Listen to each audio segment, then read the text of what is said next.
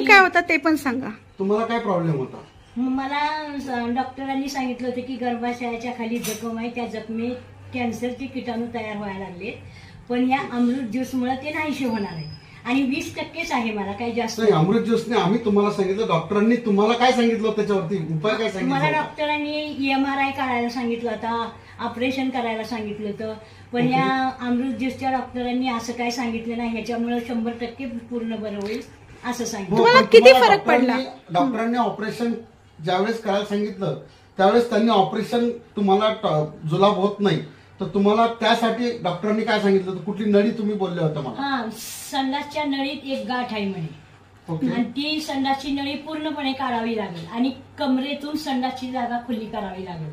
हे मला विचित्र वाटलं, म्हणून मी ते डॉक्टरांचा सोडलं, म्हणजे ट्रीटमेंट घ्यायची, आणि अमृत ज्यूसच्या पाठीमागे लागली. बघा मित्रांनो, या मावशींना मी अमृत ज्यूस सजेस्ट केलं होतं ज्यावेळेस त्यांचा मला फोन आला त्यांच्या घरून, त्यांच्या मुलाचा, आणि मी त्यांना सांगितलं की तुम्हाला जो कॅन्सर आहे, आणि त्यांनी सांगितलं की मला डॉक्टरांनी MRI केल्यानंतर आणि CT स्कॅन केल्यानंतर सांगितलं की माझी संडासची जागा बंद करून दुसरीकडून नळी टाकायची.